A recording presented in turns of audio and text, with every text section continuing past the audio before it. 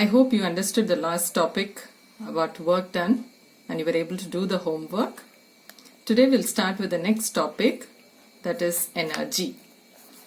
It looks like a very familiar term. Yeah, we all have energy and we need energy to do some work. The definition of energy also goes like this. It is the capability of a body to do work. Or we can say capacity of a body to do work is energy. Okay, so only if we have energy we can do some work. So that is the definition of energy. Okay, next we go to the unit of energy. Because it's same like work, its unit is same as that of work. Okay, so its unit is joule, like we saw the last time, joule, and symbol is J. But it is also represented by some bigger units like kilojoule,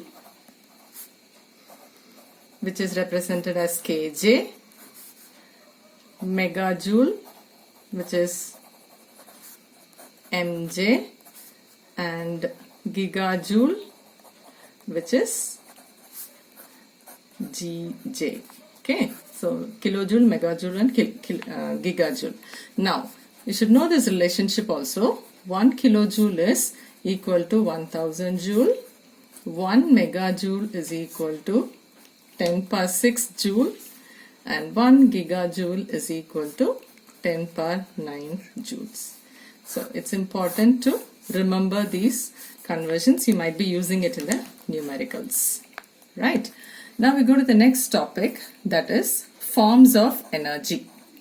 Forms of energy. So you all know energy is, there are different forms of energy. Some of the familiar ones are like heat energy, sound energy, mechanical energy. I'm sure you all are familiar with all this. Electrical energy, electromagnetic energy, like this it keeps going on. We have various forms of energy. In this chapter we are going to see about mechanical energy.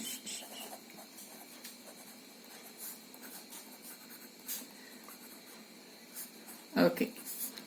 Now mechanical energy is the energy possessed by a body which is moving or which is undergoing a change in configuration or position. Right? Based on that, mechanical energy is of two types, kinetic energy and the other one is potential energy. Okay, kinetic energy and potential energy. Now what is kinetic energy? Any moving body is supposed to possess kinetic energy. Any moving body, the energy possessed by a moving body is called kinetic energy. Simple example, a moving car, a rolling ball, all this are having kinetic energy. Okay. Now I'd like to show some examples given in the book. Turn to page 67. Example number 1. A strong wind can uproot big trees due to its kinetic energy. Kinetic energy of wind can be used to run windmills. Second, a fast-moving bullet penetrates even thick metal sheet. Third, flowing water, running car or train, speeding electric fan, bird flying. These are also other examples of kinetic energy. Okay. We go to the next topic under kinetic energy, that is factors affecting kinetic energy.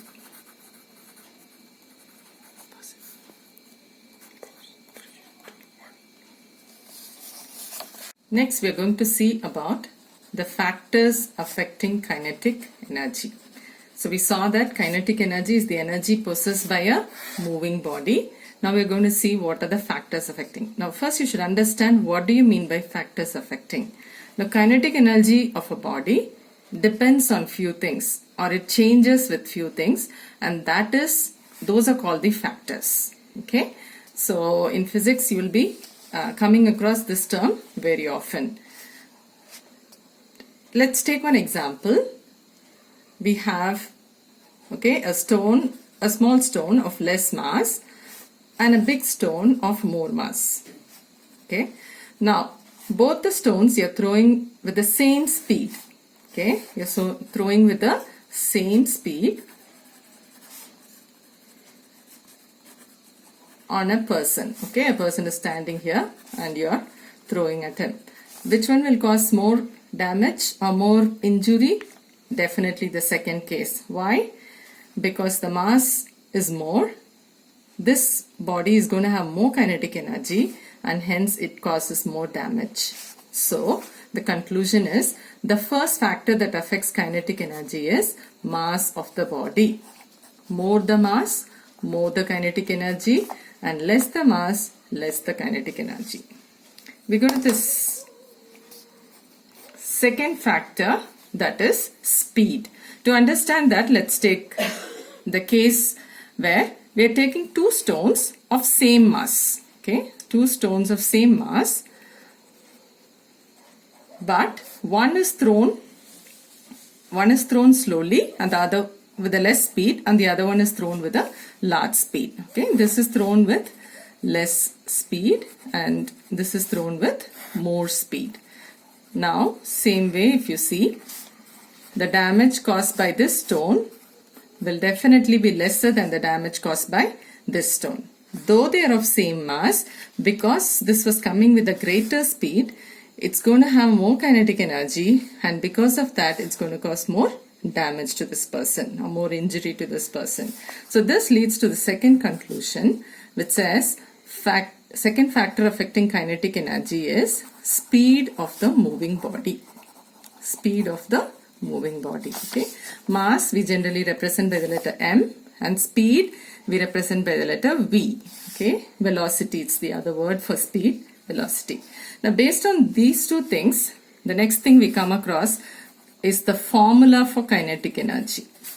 Formula for kinetic energy, it goes like this: kinetic energy is equal to half into m into v square, where m is the mass of the body and v is the velocity of the body, and it has to be squared. I hope you understood till this, children. Yes. Based on this formula, kinetic energy is equal to half mv square. We'll be having some numericals. Okay. So the first numerical that we're going to do is page 68, example number 5. Okay. A bullet of mass 10 gram is moving with the speed of 200 meter per second. What is the kinetic energy of the bullet? Let's start solving it. Let's write what all are given. Mass is given as 10 gram. We represent it by letter m. Moving with the speed, we use the letter v. It's given as 200 meter per second. Yeah. So we have both mass and velocity. We need to apply it in this formula and get the value of kinetic energy. But before solving that, you need to understand another concept, that is about unit system. You've been coming across this term SI unit a couple of times in this chapter. Now what does this stand for? It means System International or International System of Units. Okay. Now there is a system of units that is followed universally, the whole world. For mass there is a particular unit, for length there is a particular unit, and for time there is a particular unit. Those are called SI units. For example, SI unit of mass is kg, SI unit of length is meter, and SI unit of time is second. Okay. We can express mass in gram, milligram and other units also, but its SI unit is kg. So if we have mass in any other unit, it has to be converted to kg. Okay, same way length, we might have it in centimeter or kilometer, but it has to be converted to meter before putting in the numerical.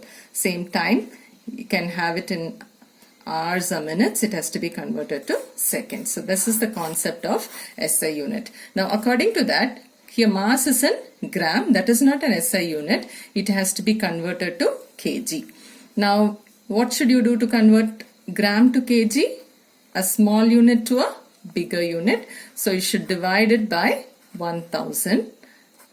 So that will give you, cut 110, you'll get 1 upon 100 kg. Just leave it like that. You don't have to get the decimal.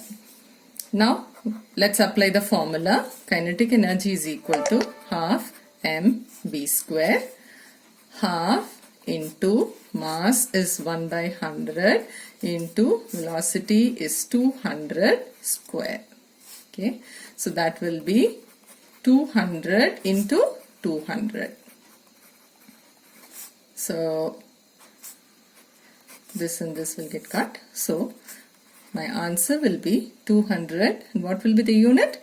Joule. Because it's kinetic energy, its unit will be joule.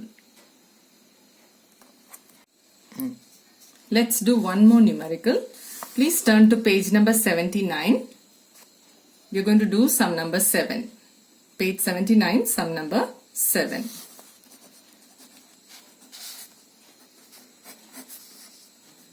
Okay. Let's read the question. Calculate the change in kinetic energy of a toy car of mass 2 kg when its speed is raised from 8 meter per second to 16 meter per second. Okay, in this case they have given two speeds and you have to find the change in kinetic energy. Let's see how to solve it. Mass is given as 2 kg. Now here, because it is given in kg, there is no need for any conversion. It's already in SI unit.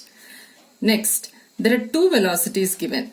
Okay, one is the starting velocity or the initial velocity. So we'll take that velocity first, that is 8 meter per second, and then we'll find the kinetic energy with this starting velocity. So you will get half into 2 into 8 square, that is half into 2 into 8 into 8. 2 and 2 will get cut. 8 into 8, 64 joules. Now it comes to another, it starts at 8 and reaches 16. Okay, so let's take that as the final velocity. Okay, so final, in that case mass is the same, only thing velocity changes from 8 to 16 meter per second. So your kinetic energy will become half into 2 into 16 into 16. 2 and 2 will get cut. 16 into 16, 256 joule.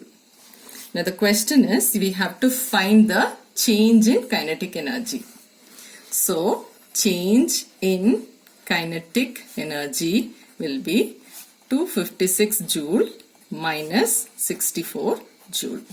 That is 192 joule.